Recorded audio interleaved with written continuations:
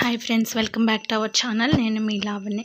ఇది వచ్చేసి ముక్కోటి ఏకాదశి రోజు టెంపుల్కి వెళ్ళామన్నమాట. పిల్లలకైతే స్కూల్ ఉందని వాళ్ళనైతే రెడీ చేసి స్కూల్కి పంపించేసాను. ఇంకా పిల్లలు ఉంటే తీసుకెళ్దాంలే అనుకున్నాము, లేకుంటే ఇంటి దగ్గర మాడపడుచు దగ్గర వదిలిపెడదాం అనుకున్నాం. కానీ స్కూల్ ఉంది కదా, స్కూల్కి వెళ్ళిపోయారు. తర్వాత ఇంకా నేనైతే రెడీ అయిపోయా టెంపుల్కి వెళ్దామని.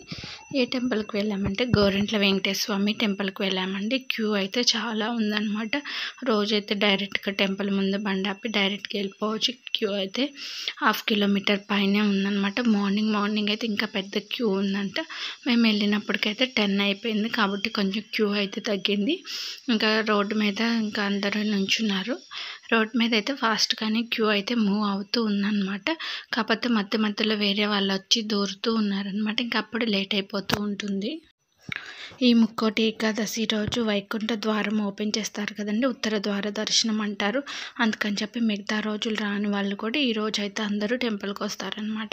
అందుకనే చాలా రష్గా ఉంది. వీటిగా ఎప్పుడు ఇంత రష్ అయితే ఉండదు అనమాట. ఏమన్నా ఫెస్టివల్స్ అప్పుడు కానీ, బ్రహ్మోత్సవాలు అప్పుడు కానీ, న్యూ ఇయర్కి అట్లా కూడా ఎప్పుడు ఇంత లైన్ అయితే ఉండదు. లోపల వరకే ఉంటుంది లైన్. కాకపోతే ఈ రోజు అయితే మాత్రం చాలా పెద్ద క్యూ అయితే ఉంది. ఇంకా మధ్యలో ఇట్లాగా బ్యానర్స్ అవి పెట్టారు, వైకుంఠ ఏకాదశి శుభాకాంక్షలు అని చెప్పేసి. ఇంకా అందరు లైన్లో అయితే నుంచొని వెళ్తూ ఉన్నారనమాట. అప్పుడు అనిపించింది, అమ్మ పిల్లల్ని తీసుకురాకపోవటమే నయమేలని. ఎందుకంటే పిల్లలు ఎంతసేపు అంటే నుంచోరు, విసిగిస్తూ ఉంటారు. మనకు కూడా విసుగ్గా అనిపిస్తుంది వాళ్ళు ఏదో ఒకటి అంటూ ఉంటుంటే. ఈరోజు అయితే చాలామంది వెంకటేశ్వర స్వామి టెంపుల్కి వెళ్తారు కదా. వెంకటేశ్వర స్వామి టెంపుల్ అవైలబిలిటీ లేని వాళ్ళైతే రామాలయంకి వెళ్తారు. విష్ణుమూర్తి ఆలయం ఉంటే విష్ణుమూర్తి ఆలయంకి వెళ్తూ ఉంటారు. మామూలుగా సిటీస్లో అంటే అన్ని టెంపుల్స్ ఉంటాయి, కానీ పల్లెటూరులో వెంకటేశ్వర స్వామి టెంపుల్ అన్ని ఊరిలో ఉంటుంది కదా. అట్లాంటి వాళ్ళు ఏం చేస్తారంటే రామాలయంలో వెళ్తూ ఉంటారు. మా ఊర్లో అయితే రామాలయంలో ఏకనామం అని చేస్తారనమాట. అంటే ఏకాదశి మార్నింగ్ నుంచి ద్వాదశి మార్నింగ్ వరకు ఇంకా హరే రామ హరే కృష్ణ అని నామం అయితే జపిస్తూ ఉంటారు. ఉపవాస దీక్ష అయితే చేస్తారు.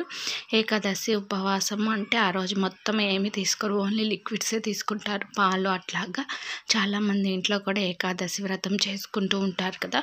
వాళ్ళు కూడా ఏకాదశి మొదలుకొని ద్వాదశి పొద్దుటి పూట వరకు ఉపవాసం అయితే ఉంటారు. మామూలుగా మనం ఉపవాసం అంటే మార్నింగ్ ఉంటే ఈవినింగ్ తింటాము, లేకపోతే ఈవినింగ్ ఉంటే మార్నింగ్ తింటాము, అట్లా చేస్తారు కదా.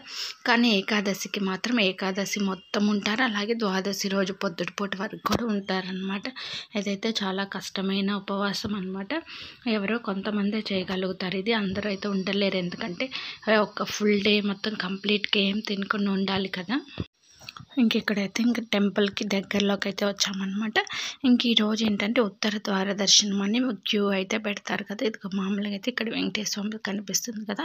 మామూలుగా అయితే ధ్వజస్తంభం నుంచి డైరెక్ట్గా వెళ్ళిపోవచ్చు.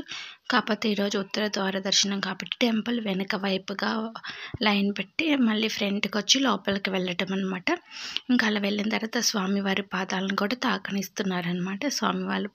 స్వామివారి పాదాలకు నమస్కారం అయితే చేసుకున్నాము. ఈ టెంపుల్లో దర్శనం అయిపోయిన తర్వాత పక్కనే ఇంకొక వెంకటేశ్వర స్వామి టెంపుల్ ఉంది కదా. ఈ టెంపుల్ ఏమో విగ్రహాలు స్వయంభూ విగ్రహాలు అనమాట. పక్కన ఉన్న వెంకటేశ్వర స్వామి టెంపుల్ ఏమో ఇవేమో ప్రతిష్ఠించిన విగ్రహాలు అనమాట. ఫస్ట్ ఈ టెంపుల్ కట్టారు.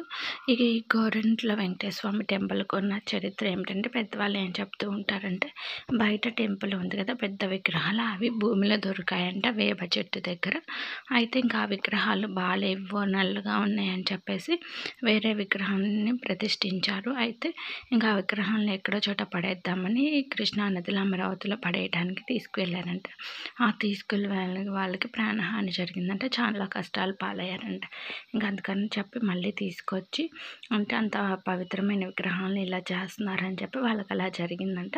అందుకని చెప్పి మళ్ళీ విగ్రహాలు తీసుకొచ్చి ఇక్కడ పునఃప్రతిష్ఠించారు.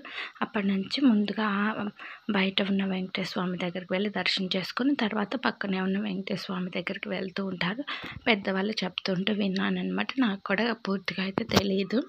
మామూలుగా మేము ఇక్కడ గుంటూరులో చదువుకునేప్పుడైతే ఈ ప్రతిష్ఠించిన వెంకటేశ్వర స్వామి టెంపులే ఉందనమాట. పక్కనున్న చిన్న టెంపుల్ అయితే లేదు, తర్వాత కట్టారంట. మేము తర్వాత గుంటూరు వచ్చిన తర్వాత చూసాము ఇది కూడా. మొత్తానికి ఏదైతే 2 టెంపుల్స్ అయితే బాగుంటాయి అన్నమాట.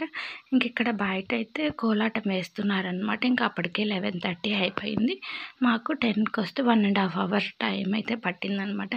ఇంకా పిల్లలకి లంచ్ టైం అయిపోయిందిలని మేమైతే కోలాటం అయితే ఎక్కువసేపు అయితే చూడలేదు. మరుగున పడుతున్న కళల్ని మళ్ళీ తట్టి లేపుతున్నారనమాట. ఇప్పుడు చాలా చోట్ల టెంపుల్స్లో ఏమన్నా జరిగినప్పుడు ఇలా కోలాటం వేస్తూ ఉన్నారు కదా. ఇవి మన చిన్నప్పుడైతే ఎక్కువ ఉండేవన్నమాట. ఏమన్నా తిరునాళ్ళు అట్లా జరిగినప్పుడు. కాకపోతే ఇప్పుడైతే ఇవన్నీ ఎవరు అంతగా వేయట్లేదు. మళ్ళీ ఇప్పుడిప్పుడే కొంచెం వీటన్నిటిని తీసుకొస్తున్నారనమాట. టెంపుల్స్లో ఏమన్నా జరిగినప్పుడు కోలాటం వేయటం అట్లాగా ఇవి చూస్తూ ఉంటే చాలా బాగుంటాయి కదా. ఇవైతే కొంతమందికి తెలియదు కూడా తెలియదన్నమాట. ఇంక ఇక్కడైతే ఇంకా ఆ రోజు చాలాసేపు క్యూలో నిల్చొని ఆకలి వేస్తుందని చెప్పేసి ప్రసాదాలు అవన్నీ ఎక్కువ పెడుతున్నారు అనమాట. మేము వెళ్ళినప్పుడైతే పులిహోరని మజ్జిగ ఇచ్చారనమాట. ఇంకా మార్నింగ్ టైంలో వాళ్ళకైతే టీ అవి కూడా ఇచ్చారంట. ఎందుకంటే మార్నింగ్ 4 o'clock నుంచే స్టార్ట్ అయ్యాయి దర్శనాలు అవి. ఇంకా అప్పుడైతే ఇంకా 1 kilometer అట్లా అయితే ఉన్నారు. అంతసేపు ఎర్లీ మార్నింగ్ చలికి నుంచుంటున్నారు కదా అని చెప్పేసి టీ అయితే ప్రొవైడ్ చేశారంట. మేము వెళ్ళినప్పుడైతే మజ్జిగ అయితే వేస్తున్నారు. చూడండి జనాలు అయితే ఎట్లా ఉన్నారు, రేటు చూస్తున్నా కానీ జనమే కనిపిస్తున్నారండి. తిరుపతిలో అయితే ఎట్లా ఉంటారో అట్లాగా ఉన్నట్టు అయితే అనిపించింది. మళ్ళీ మేము ఇక్కడ దర్శనం అయిపోయిన తర్వాత బండి పార్కింగ్, మేము స్టార్టింగ్లో నుంచున్న పాయింట్ దగ్గర బండి పార్కింగ్ చేసాం అనమాట. మళ్ళీ అక్కడి వరకు అయితే నడుచుకుంటూ వెళ్ళాము. 1/2 kilometer పైనే ఉన్నట్టుంది క్యూ అయితే. ఇంకా అక్కడ తీసుకొని ఇంకా ఇంటికైతే వెళ్ళిపోయాం అనమాట. ముక్కోటి ఏకాదశి రోజు మాకు దర్శనం అయితే ఇలా జరిగిందనమాట. మాకైతే 1.5 అవర్లో అయిపోయింది.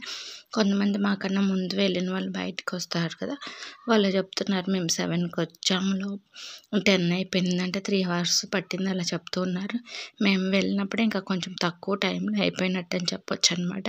క్యూ అయితే మార్నింగ్ బయటికి ఆఫీసులకి స్కూల్స్కి వెళ్ళే వాళ్ళు ఉంటారని కొంతమంది చాలా ఎర్లీ మార్నింగ్ వెళ్ళిపోయారు. వాళ్ళకి బాగా లేట్ అయిపోయింది. మేము స్కూల్స్కి పంపించాక వెళ్ళాం కాబట్టి మేమైతే కొంచెం త్వరగానే వచ్చామని చెప్పుకోవచ్చు. ఇదండి ముక్కోటి